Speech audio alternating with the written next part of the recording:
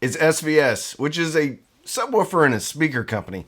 Is SVS kicking NAD and Bluesound's tail when it comes to streaming amplifiers? Well, we're going to find out. So sit down, grab a cup of coffee, and let's talk about the new SVS, a Soundbase, a Pro, wireless Pro Soundbase, whatever you want to call it. It's the new one.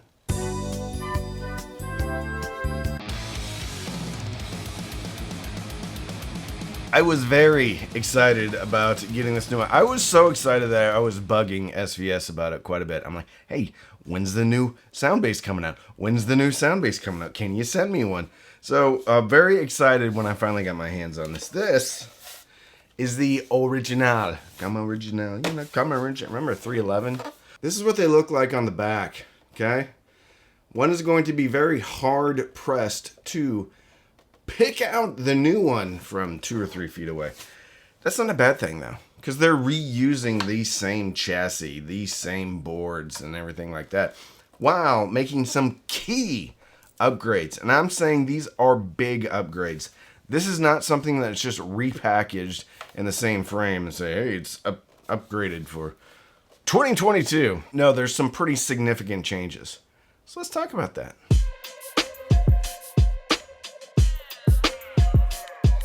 This is what I was wanting long time ago. Nothing special about this. It's not made out of a solid piece of aluminum, titanium, bronze. Actually, that would be pretty cool. Bronze remote. How cool would that be? Then over time, it'll get like a patina on it. Be like a cool patina bronze remote. That's probably a really bad and it will be an unpopular idea. Anyway, the remote control.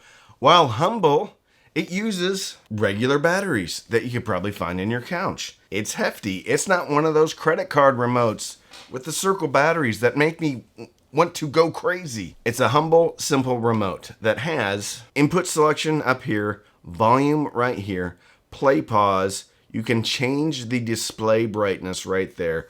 And then down here, you have presets. That's it. Simple. It works. I love it. Got the SVS logo in blue. During the dark winter times when we're depressed, the only thing we need to do is look at our SVS remote to be reminded about how wonderful life is. Blue sky. I'm sorry. Probably not very good. Like my new mug. Points to anybody who knows what this mug is from. So that is change number 1, the remote, which is a huge thing for this. Because this product, we won't really get into it now, but the SVS Soundbase Pro, which is what I'm going to call it, Soundbase 2, is really meant to sit on a console right underneath your TV and kind of run the TV, run your 2-channel, be a soundbar replacement, bridge the gap between 2-channel and home theater for old codgers that don't want the full home theater experience, but they still want decent sound out of their movies when they're watching something from the 1950s, a spaghetti western, something like that. Old guys like that, stuff like that. TCM, Turner Classic Movies. I'm kidding. Listen, I'm old too. I just watched The Enemy Below. Wonderful. Kurt Jurgensen. Anyway, great movie, The Enemy Below. But I digress. You also get AirPlay 2. So if you have an Apple device, you have an iPad, you have an iPhone, and for whatever reason, you don't want to use the internal Play-Fi application, you can just beam this right from your phone or the iPad. If your kids have an iPad and you want to listen to whatever it is over the speakers, over the system, easy peasy. I tested the AirPlay 2 and, well, it worked. Worked great. Pulled up my phone. I beamed Amazon Music to it. I beamed Tidal to it.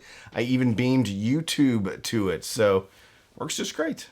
Also has Chromecast. So, if you're not an Apple aficionado, an Apple enthusiast, then it has you covered for whatever uses Chromecast.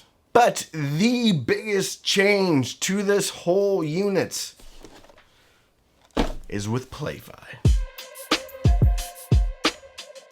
Play-Fi doesn't suck anymore? What? Come on, you can't be serious. No, really, I'm serious. Come on, man. I've been using Play-Fi for 8 years. It's unusable. There's 12 seconds of latency between tracks. No, seriously, it's better. It's a conversation with me and someone that was skeptical about Play-Fi, which I am. I am vocally critical about Play-Fi, and have been for a while. Play-Fi for me was an absolute afterthought. Throw into any type of home theater or receiver. Hey, you want streaming? Okay, Play-Fi. It's a nickel. It's a nickel for each chip, so go for it. Play-Fi. I've been using Play-Fi since way back. I had a Polk soundbar from probably 8 years ago that included Play-Fi.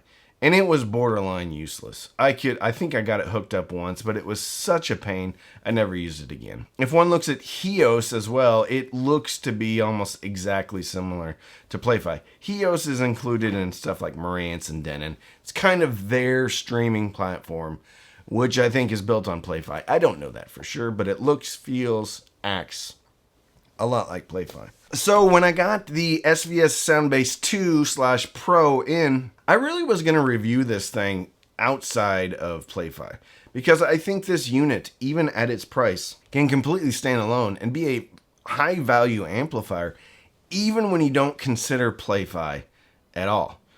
Well, I was pleasantly surprised. So I had heard that Play-Fi got an improvement. I also talked to the guys at SVS, and they said that there's a new chipset. So there's actually new Play-Fi hardware that is able to utilize all the updates and things like that. The one thing for streaming for me that's important is gapless playback. So if I'm listening to a live record like Nirvana, MTV Unplugged, I don't want there to be gaps between the songs, because that takes me out of the music, right? Or listening to something like Pink Floyd, Dark Side of the Moon, probably. Secret, I don't love Pink Floyd. Don't shoot the messenger, though. I just don't like it. I know a lot of people like Pink Floyd. I'm not one of them. Anyway, in the past, Play-Fi had been plagued with user interface issues, plagued with latency issues, to the point where you would go to switch tracks and it would be 10 seconds. Well, while there is still latency when switching tracks manually, I will say this: when a track is done on a playlist, it pops right to the next one with zero to little latency. If you're playing an album that is live or something like that, it's gapless. It's completely gapless now. Even the user interface, the art, the play screens that come up are nice.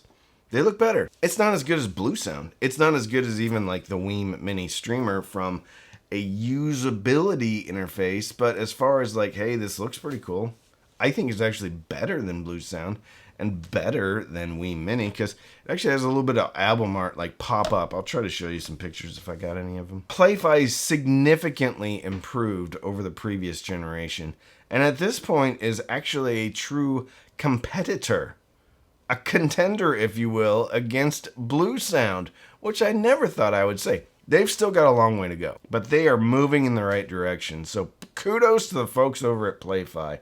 I am shocked. I was not optimistic that Play-Fi would ever get better or get this good. Still not perfect. Still not as good as Bluesound. Still not as good as 4Stream or Weem or the Weem platform. But you're not embarrassed anymore. And that's the important thing.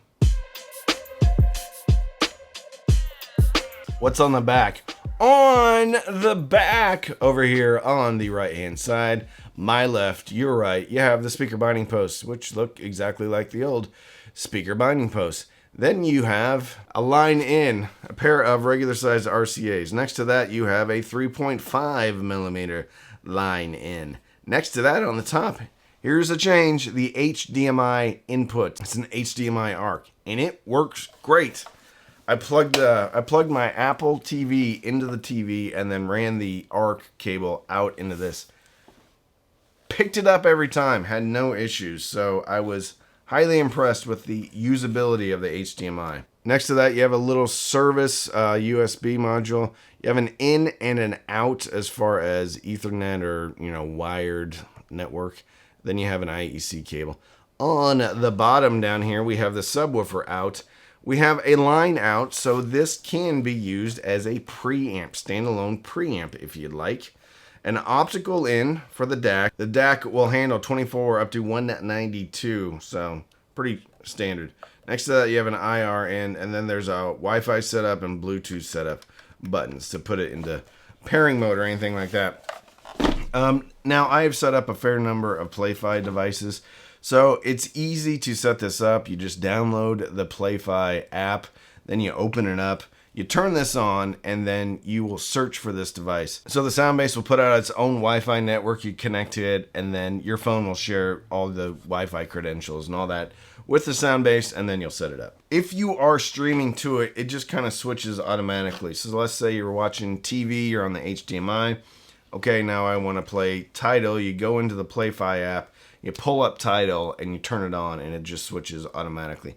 One thing I had some problems with, and this is not a criticism of the Soundbase, it's a criticism of Play-Fi again. The usability of the Play-Fi app, even though it's gotten better, is still a little bit quirky. You're going to have to spend some time in there to kind of figure out all the little idiosyncrasies within Play-Fi. So feature set wise, the SVS Soundbase Pro version 2, it's got one key thing that people are charging a ton for, and that's an HDMI ARC. NAD, other companies are charging $900, $1,000 for that one feature. SVS is coming in at $700. Actually, some of the NAD devices don't even have a streamer in them, and they're still charging more than the Soundbase 2. But the Soundbase 2 sounds better.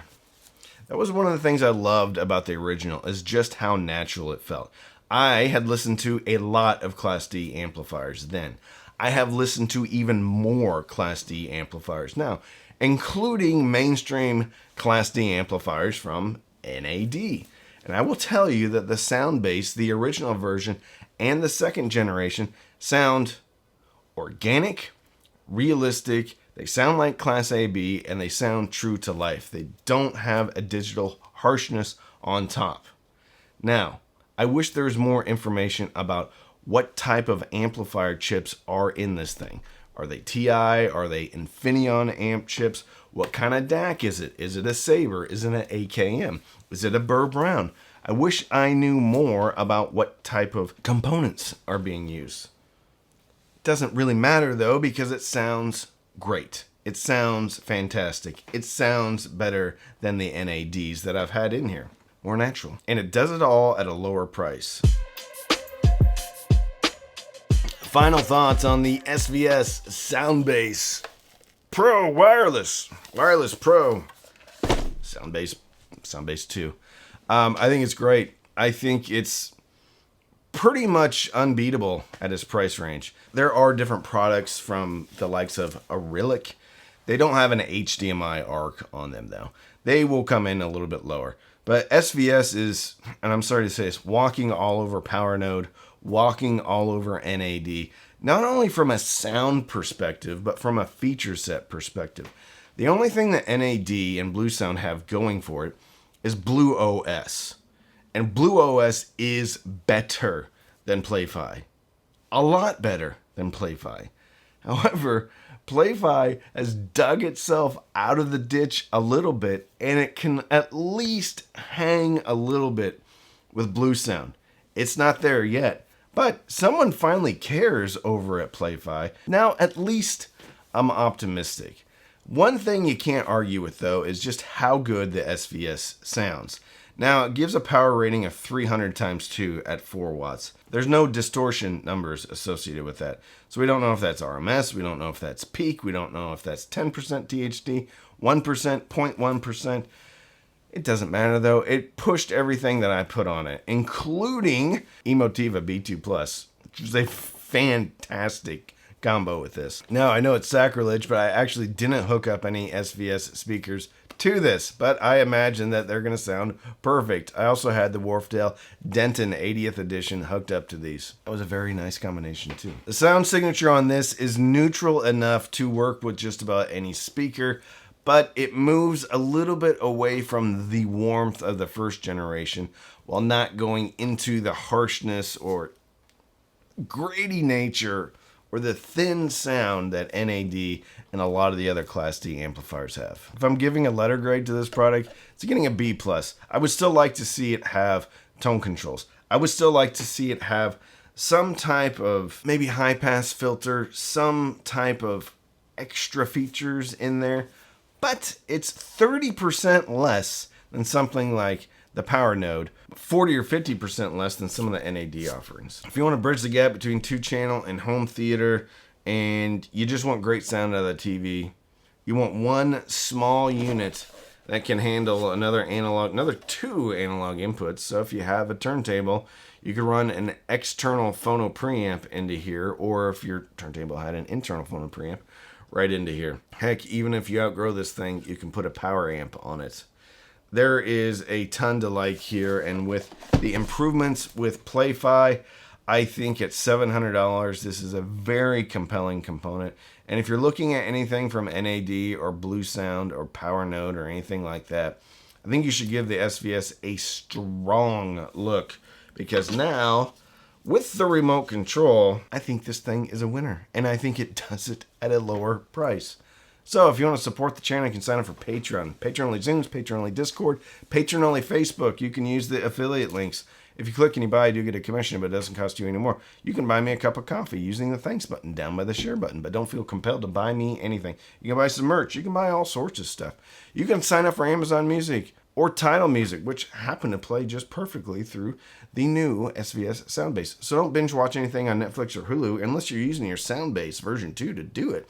Binge listen, which you can also do with the SVS Soundbase Pro wireless, and fill your soul with happiness. And with that, I'm Randy. I'm the Cheap Audio Man.